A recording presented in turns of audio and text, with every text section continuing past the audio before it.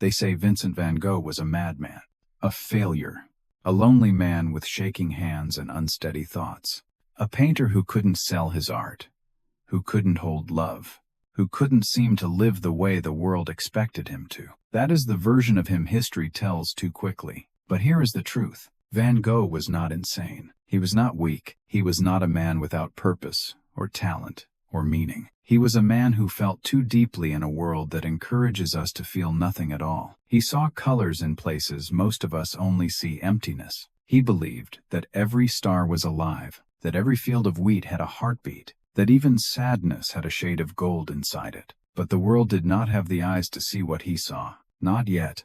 While he was alive, people laughed at his paintings, called them messy, uncontrolled, wrong.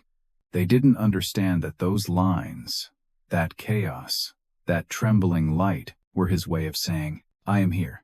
I am alive. I see beauty. Why can't you? He did not paint to impress the world. He painted to survive it. And yet, the world only learned to love him after he was gone. This is not a story about art. This is a story about what happens when a heart is ready to give, but the world is not ready to receive. This is the story of Vincent van Gogh, the man the world understood far too late. Before the world labeled Vincent van Gogh as a genius, a failure, or a madman, he was simply a person who felt more than he could ever express. He was someone whose emotions did not know how to stay quiet, whose heart never learned how to be small.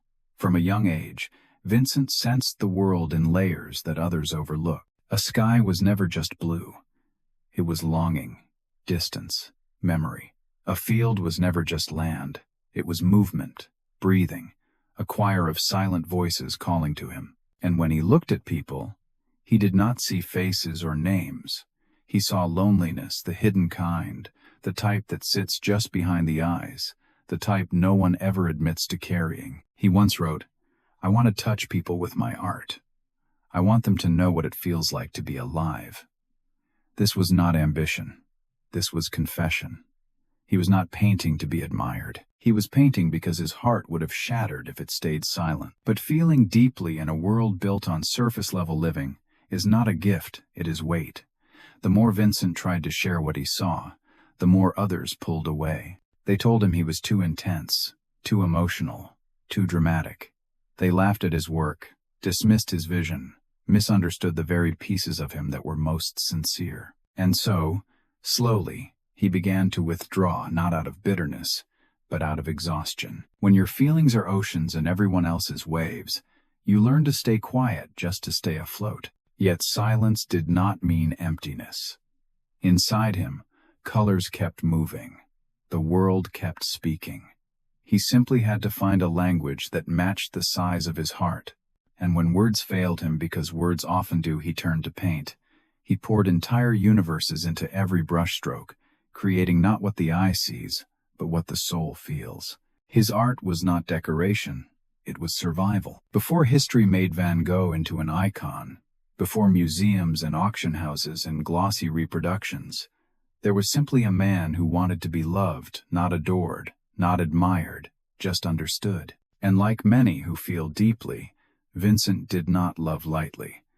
When he loved with the whole of himself, openly, earnestly, without strategy or guard.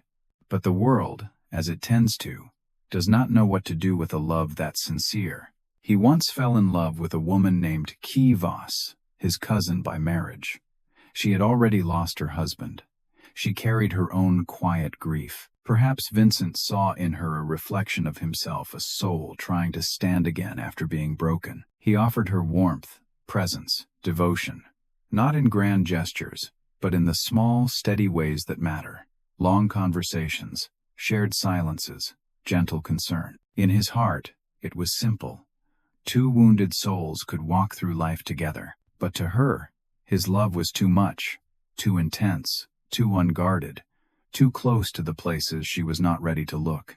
When he confessed his feelings, she did not answer with softness. She simply said, "No, never." The word struck him not as rejection, but as erasure. It was the moment he realized that sometimes the thing you offer most honestly is the very thing the world is least prepared to receive. This was not his only love that went unanswered. Again and again, the tenderness he offered was met not with cruelty, but with incomprehension. People admired his heart from afar, but could not hold it up close. His love was not the kind that felt safe. It was the kind that required you to feel too, and most people are not ready for that. So he did what people with deep feelings often do.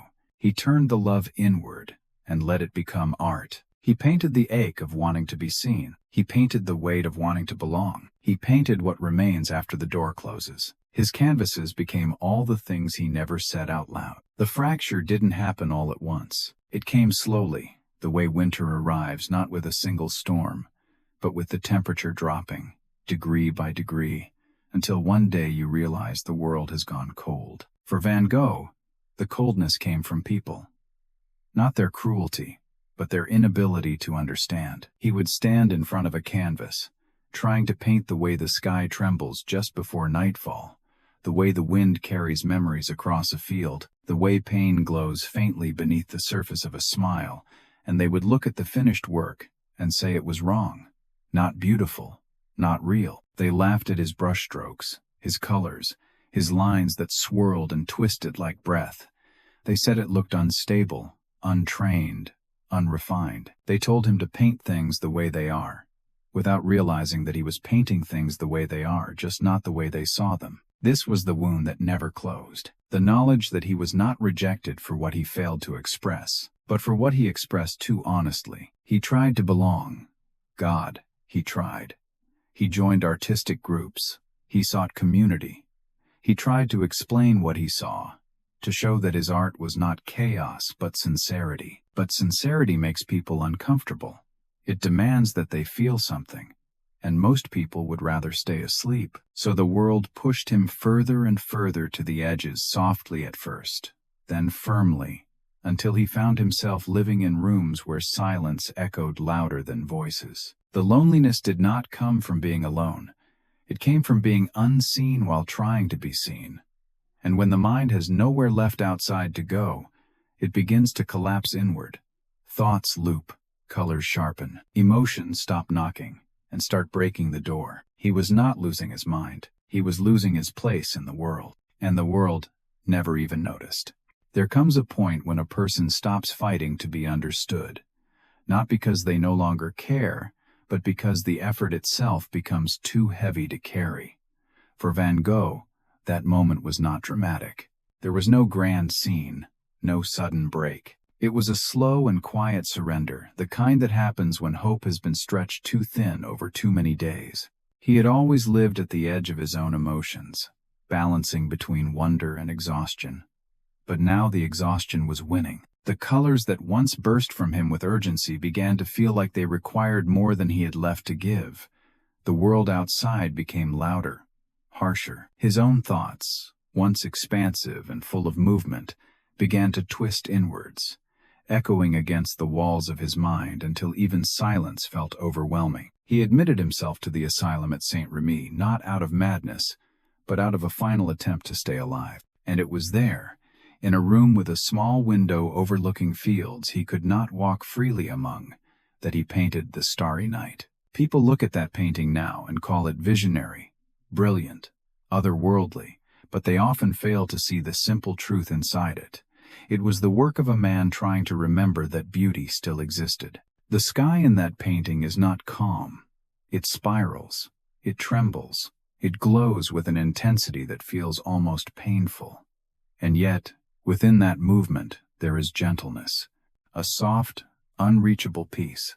It is as if he was trying to paint a place he wished he could stay, a place where the world did not feel so sharp against the skin. He was not painting stars, he was painting distance. The distance between himself and the world he had tried so hard to love, and he knew that distance was growing. He could feel it. The world did not notice when Van Gogh died. It did not stop. No crowds gathered. No newspapers mourned him. His passing was quiet, the kind of quiet that feels less like silence and more like absence. He left behind a room of canvases, a handful of letters, and the echo of a man who had tried to give more love than he ever received. At his funeral, there were only a few people. The room was small, the air still, the grief private. His brother Theo stood there, holding the weight of a loss he had understood long before that day. Theo had been the one person who saw him, truly saw him not as a burden, not as a mistake, but as someone whose heart simply refused to shrink to fit the world. And now, the world had taken him anyway. It was only after he was gone that others began to look again, slowly, hesitantly, as if they were afraid to admit they had been wrong. Painters studied the movement of his brush. Critics reconsidered the emotion that pulsed beneath the color. People who had once dismissed him as unstable began to realize that he had been trying to teach them how to see not with the eyes, but with the soul. But this recognition did not arrive like a flood. It came like a light that flickers awake after years of darkness, growing brighter only because it finally has room to breathe.